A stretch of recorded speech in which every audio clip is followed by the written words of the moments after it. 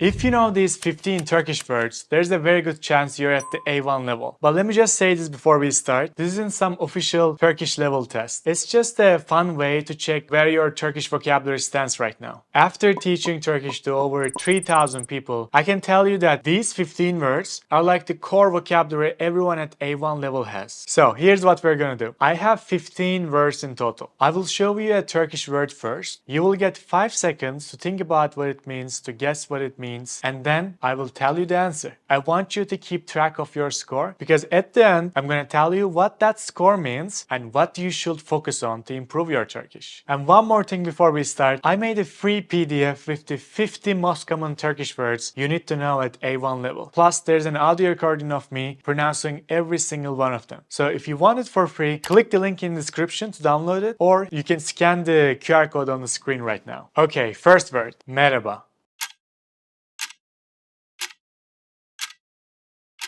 Merhaba means hello. I know this was an easy one. Merhaba, merhaba. Word number 2, teşekkürler. Teşekkürler, it means thanks. And if you want to be more formal, you can say teşekkür ederim. Teşekkür ederim. Beni dinlediğiniz için çok teşekkürler. Beni dinlediğiniz için çok teşekkürler. Alright, that's two. Let's keep going. Word number 3, lütfen. Lütfen, please. Lütfen. Lütfen siz de katılın. Lütfen siz de katılın. Well, if you got these first three, you're doing great. Let's keep going. Next word. Evet. Evet, it means yes. Evet. Evet. Alright, word number 5. Hayır. Hayır, it means no, the opposite of evet. Hayır, hayır, hayır, hayır, oraya değil. Hayır, hayır, hayır, hayır, oraya değil. Okay, so that's 5 words. These were the basics, the stuff you need to be polite and get around. Let's keep going with the word number 6. Su.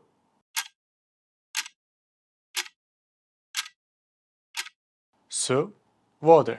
Su hazır. Su hazır. Word number 7. Ekmek. Ekmek means bread. 2 ekmek aldım. 2 ekmek aldım. That's 7. We're halfway through all the words. If you're getting most of these right, that's great. Your vocabulary is solid. But here's what I see with students all the time. They usually know the words, but they freeze in real conversations. And that's exactly what we fix in the Turkish master courses. We don't just teach you vocabulary, phrases. We teach you how to think in Turkish, how to build sentences without translating, and understanding natives even when they speak fast. Over 3,000 students have gone through this exact system in our courses. They start where you are, knowing some words but not able to speak. And now they're having real conversations in Turkish. There's just one thing I want to tell you. Because we give personal one-on-one feedback for each student, we can only take limited students at a time. So if you want to enroll, click the link in the description and check if the spots are open. If they're full, you can join the waitlist. Okay, let's keep going. Yemek.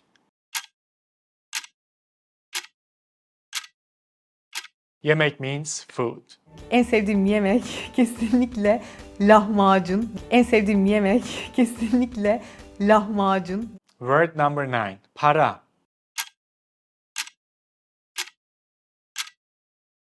Para is money. Para kazanmak istiyorsan işine odaklanacaksın. Para kazanmak istiyorsan işine odaklanacaksın. Okay, now word number 10. Ev.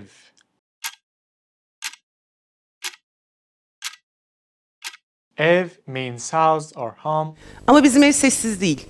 Ama bizim ev sessiz değil. And that's 10 words by now. I don't know how many of them you guessed right, but don't forget to keep track of your score, okay? At the end of the video, I'll tell you what you should focus on according to your score. Now, word number 11. Gitmek.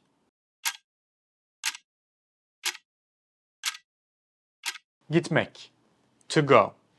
Ben A noktasından B noktasına gitmek istiyorum. Ben A noktasından B noktasına gitmek istiyorum. Gelmek.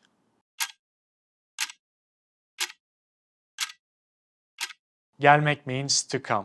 Güzel bir geziydi. Ben tekrar gelmek istiyorum. Güzel bir geziydi. Ben tekrar gelmek istiyorum. And word number 13, yemek.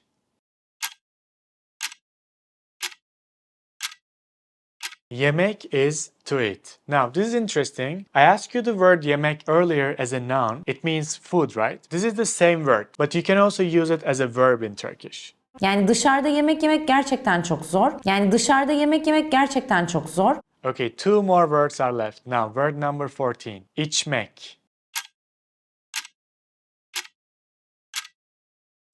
İçmek means to drink. İtalya yemek, içmek ve aşk. İtalya yemek, içmek ve aşk. And the last word, istemek. İstemek, to want.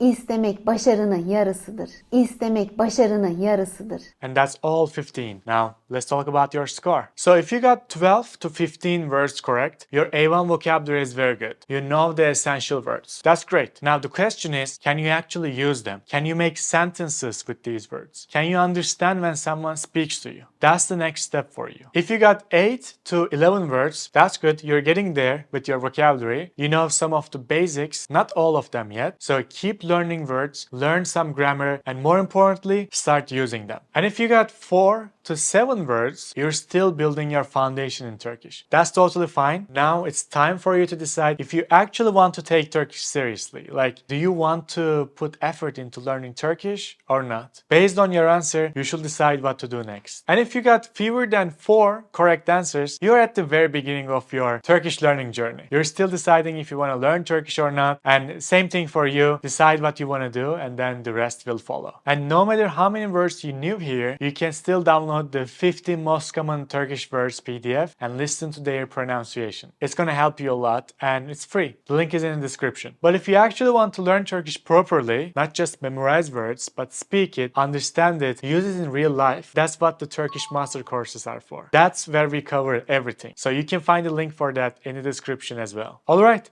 What was your score? Write it in the comments. I want to see how you did. And if you want to take a more structured level test in Turkish, click this video and I'll see you there.